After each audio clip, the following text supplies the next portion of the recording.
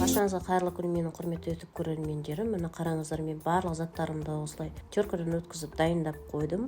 Бүгін сіздермен бөлісетін рецебім балық салатының мына осындай формада бір келкі болып қалай түсетіндігі жөніндегі лайфхактармен бөліскелі отырмын. Алдымен теркамыздан мынау сабызымызды, картобымызды ірі көзінен өткізіп алып, қызылша мен жұмыртқаны майда көзінен өткізетін боламыз.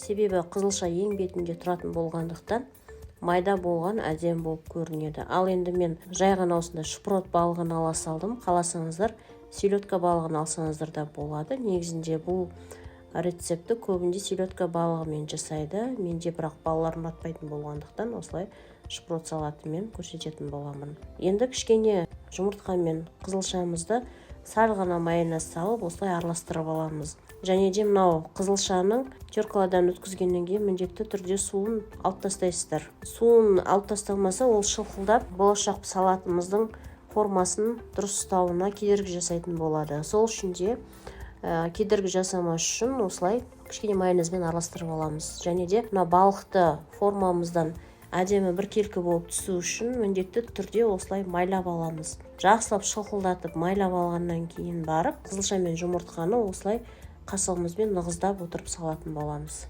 Әр затты осылайша ортасына міндетті түрде майонез жаға отырып, кесектестіріп салып, балық салатымызды жинайтын боламыз. Және де бұл форманы екінші салатқа қолданатын кезде міндетті түрде ортасын құрғақ салфеткамен сүртіп алып, содан кейін барып келесі салатқа қайтадан майлап жағып саласыздар. Егер де дәл осы күйінде бір салатты тарелкаға қойғаннан кейін алып екіншісін қайтадан осының үстіне салатын болсаңыздар, ол міндетті түрде жабысып қалатын болады.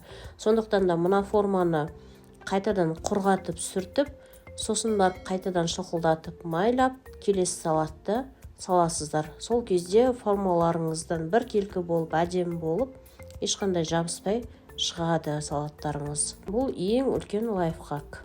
Жалпы бұл патшуба салатын білмейтін адам жоқ шығар. Негізінде әркім әртүрлі жасайды. Кейбіреулер торт формасында да жасап жатады. Кейде осы балық формасын жасау үшін де бетіне желатин қосып, қызылша мен желатинді араластырып, осы формаға салып қатырып жатады. Ол негізінде аса міндетті емес. Сіздерге мен ең оңай әрі ең тиімді жолын үйретіп жатырмын. Сондықтан да міндетті түрде жасап көріңіздер. Қараңыздар, міне бір қойғаннан бірден балығым шықты. Ешқандай да жабысқан жоқ, формасы әдемі болып, шет-шетіне кішкене ғана шыққандарын осылай шанышқымен я болмаса қасықпен шамал түзеп жіберсеңіздер болды. Салат формасын әдемі бір қалыпты сақтайды. Енді форманы міндетті түрде қайтадан құрғатып, екінші салатқа кірісетін боламын. Барлықтарыңызға ас болсын. Келесі видеоларда көріскенше қош сау болыңыздар. Каналыма тіркеліп, лайк басып қоюды ұмытпаңыздар.